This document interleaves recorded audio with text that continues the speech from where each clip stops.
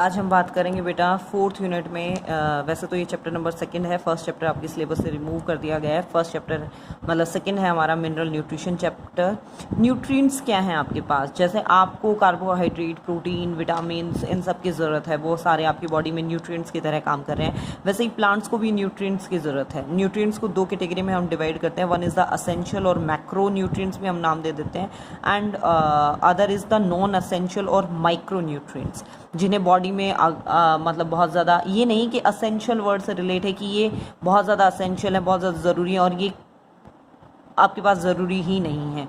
इसलिए इस टर्म्स को मतलब चेंज किया गया था, असेंशियल से मैक्रो या फिर नॉन असेंशियल से माइक्रो। मतलब जिनकी बॉडी में ज़्यादा अमाउंट में रिक्वायरमेंट है उन्हें नाम दिया गया मैक्रो न्यूट्रिएंट्स, और जिनकी कम अमाउंट में रिक्वायरमेंट है उन्हें नाम दिया गया नॉन असेंशियल न्यूट्रिएंट्स।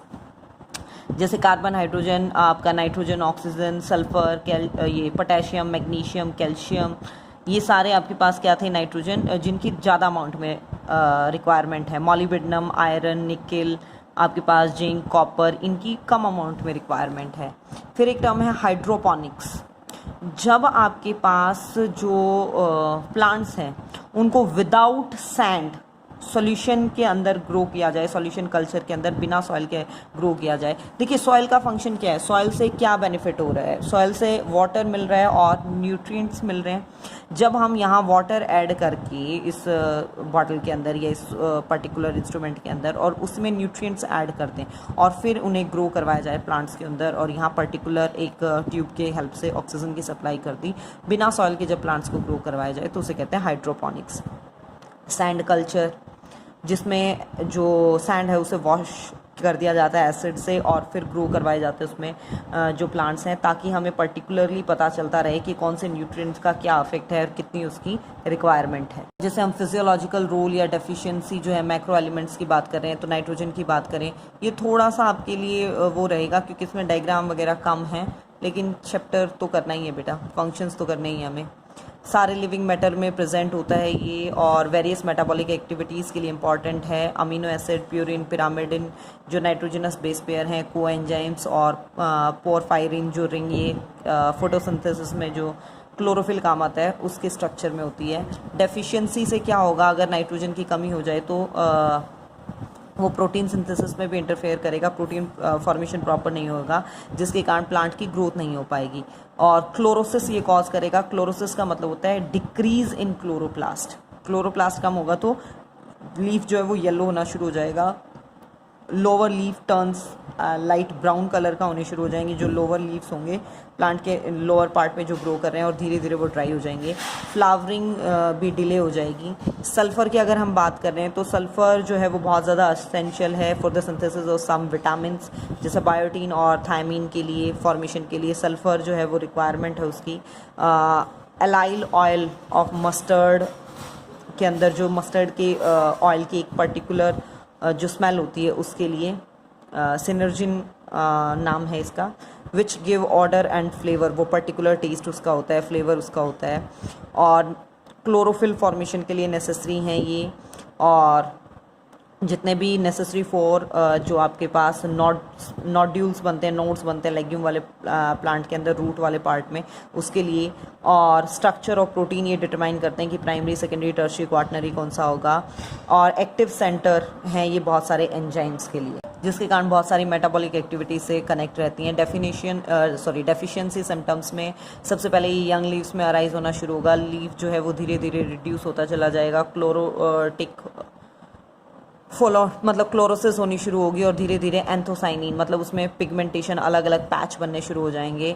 स्टेम जो है वो हार्ड और वुडी हो जाएगा। रूट सिस्टम आपके पास बिल्कुल मतलब बहुत ज़्यादा वीक कंसिडर कर सकते हो आप, बहुत ज़्यादा सेंसिटिव होना शुरू हो जाएगा। फॉस्फोरस अगर थर्डली हम बात करें तो इसका रोल है आपके पास, फॉस्फोरस की मेनली रिक्वायरमेंट होती है स्टोरेज टिश्यू के अंदर, जैसे फ्रूट, सीड्स के अंदर और मेरिस्टेमेटिक टिश्यू के अंदर। और ये कंपोनेंट होता है न्यूक्लिक एसिड का, प्रोटीन का, फॉस्फोलिपिड्स का, एटीपी, एनएडीपी और एनएडीपीएच जैसे जो कंपोनेंट्स हैं उनके लिए रिस्पॉन्सिबल फॉर मेटाबॉलिक प्रोसेस के लिए भी रिस्पॉन्सिबल है, और कुछ एंजाइम्स के एक्टिवेशन सेंटर की तरह भी काम कर रहा है। डेफिशिएंसी सिम्टम्स में एबनॉर्मलिटी कॉज करेगा, शेप में, साइज में, क्लोरोप्लास्ट की डिस्टर्बेशन कॉज करेगा मेटाबॉलिक प्रोसेस के अंदर। जो लीफ है उनको येलोइंग करना शुरू कर देगा, पिगमेंट्स की मतलब एंथोसाइनिन पिगमेंटेशन होनी शुरू हो जाएगी, अगेन पैचेस बनने। रूट और शूट जो है आपके पास वो शॉर्ट और सिलेंड्रिकल बनने शुरू हो जाएंगे, और लीफ फॉल भी वो प्रमोट कर सकता है आपके पास, और फ्लावरिंग के टाइम को वो डिले कर देगा कि फ्लावरिंग लेट होगी। कैल्शियम की अगर हम रोल की बात कर रहे हैं तो इसमें क्या होगा, आपके पास सेल की परमेबिलिटी को ये मेंटेन कर रहा है, और जितने भी सेल की मेम्ब्रेन की फॉर्मेशन है उसके लिए इम्पॉर्टेंट हो जाता है। नॉर्मल माइटोसिस की जो प्रोसेस है उसमें ये इंपॉर्टेंट रोल प्ले कर रहा है, और अमीनो एसिड का और कार्बोहाइड्रेट को एक जगह से दूसरी जगह पहुंचाने में हेल्पफुल है, और रूट डेवलपमेंट में भी ये रोल प्ले करता है। डेफिशिएंसी अगर इसकी हो गई तो रूट सिस्टम प्रॉपरली डेवलप नहीं हो पाएगा, जितने भी आपके पास मेरिस्टेमेटिक रीजन है उसकी ग्रोथ रुक जाएगी। जो यंग लीव्स हैं उनके अंदर जो आपके नए बनने शुरू हैं, क्लोरोसिस हो जाएगा, नेक्रोसिस। क्लोरोसिस मतलब क्लोरोप्लास्ट डिग्रेड होना शुरू हो गया, नेक्रोसिस धीरे धीरे ब्राउन कलर का होकर डेडनिंग होनी शुरू हो गई। पोटेशियम की अगर हम बात कर रहे हैं तो रोल की अगर हम बात करें तो ये प्रॉपर ग्रोथ के लिए, डेवलपमेंट के लिए ज़रूरी है, प्रोटीन सिंथेसिस के लिए ज़रूरी है, मूवमेंट ऑफ स्टोमेटा के लिए ये नेसेसरी हो जाता है, और एक्टिवेशन करता है ये बहुत सारे एंजाइम्स की। Required to maintain the permeability और हाइड्रेशन ऑफ द सॉइल को ये मेंटेन कर रहा है कि कितना वाटर उसके अंदर ऐड हो रहा है, और फोटोसिंथेसिस, रेस्पिरेशन, क्लोरोफिल फॉर्मेशन के लिए नेसेसरी हो जाता है। अगर हम डेफिशिएंसी सिम्टम्स की बात करें तो ये सबसे पहले आपके पास ओल्डर लीव्स और जो लोअर साइड पे होंगे उनमें नज़र आता है। नेक्रोसिस कॉज करता है, और बहुत ज़्यादा लोकलाइज्ड मतलब पर्टिकुलर जगह पे उसके इफेक्ट देखने को मिलेंगे। जो स्टॉक पार्ट है वो वीक होना शुरू हो जाता है, और वो इजीली बैंड होने शुरू हो जाते हैं। देन मैग्नीशियम के अगर हम रोल की बात करें तो वो क्लोरोफिल के लिए मतलब के अंदर प्रेजेंट होता है, तो उसके लिए नेसेसरी हो जाता है। बहुत सारे एंजाइम्स के लिए एक्टिवेटर की तरह काम कर रहा है, और वेरियस मेटाबॉलिक प्रोसेस के लिए नेसेसरी है, और प्रोटीन सिंथेसिस में इंपॉर्टेंट रोल प्ले कर रहा है। डेफिशिएंसी सिम्टम्स में आपके पास क्लोरोसिस और डिफोलिएशन कॉज कर रहा है।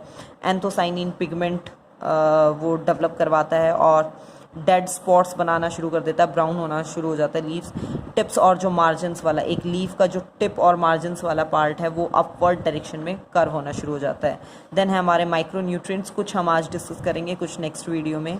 आयरन की अगर हम बात कर रहे हैं तो ये बहुत ज़्यादा इंपॉर्टेंट रोल प्ले कर रहा है इलेक्ट्रॉन ट्रांसपोर्ट सिस्टम में। ये रेस्पिरेशन वाले चैप्टर में पढ़ोगे आप इसी यूनिट में, और फोटोसिंथेसिस में, रेस्पिरेशन में, और एनर्जी जनरेशन जितने भी सिस्टम है उनके अंदर इंपॉर्टेंट है। ये क्लोरोफिल सिंथेसिस के लिए कंपोनेंट है, ये फ्लेवोप्रोटीन का एक मेन कंपोनेंट है जो बायोलॉजिकल ऑक्सीडेशन के लिए नेसेसरी है। डेफिशिएंसी सिम्टम्स में क्या हो जाएगा, आपके पास यंगर लीफ जो है वो क्लोरोसिस होना शुरू हो जाता है, येलो होना शुरू हो जाएंगे, और क्लोरोप्लास्ट फॉर्मेशन रुक जाती है। स्टॉक वाला जो पार्ट है वो शॉर्ट और सिलेंड्रिकल होना शुरू हो जाएगा।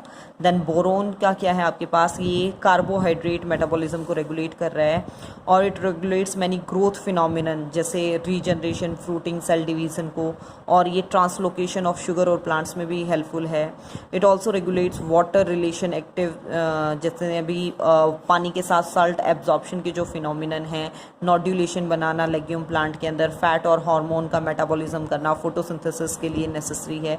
डेफिशिएंसी से क्या होगा आपके पास, जो यंग पॉइंट्स हैं, ग्रोइंग पॉइंट्स हैं, वो उनकी डेथ होनी शुरू हो जाएगी, और फ्लावर फॉर्मेशन रुक जाएगी। फ्रूट्स जो हैं वो मतलब पूरे प्रॉपरली मैच्योर नहीं है और गिरने शुरू हो जाएंगे। कर्लिंग ऑफ लीव्स, पत्ते मुड़ने शुरू हो जाएंगे, और जितना भी heart rot of sugar beet के अंदर ये हार्ट रॉट डिजीज़ कॉज करते हैं। एप्पल के अंदर इंटरनल कॉम वाली जो प्रॉब्लम कॉज करते हैं, डिजीज़ कॉज करते हैं। देन मैग्नीज़ है, मैग्नीज़ आपके पास मेनली इसकी रिक्वायरमेंट जो है वो एक्टिवेटर की तरह ही काम करेगा कुछ एंजाइम्स में, जैसे मेल्विक डिहाइड्रोजिनेज आपका, और नाइट्रेट रिडक्टेज के लिए नेसेसरी है। और फोटो ऑक्सीडेशन ऑफ वाटर, ये मतलब कॉज करता है वाटर की मतलब लाइट की प्रेजेंस में वाटर को तोड़ना, जिसके बेसिस पे फोटोसिंथेसिस में ऑक्सीजन जनरेट होती है। ये फोटोसिंथेसिस वाले चैप्टर में आएगा।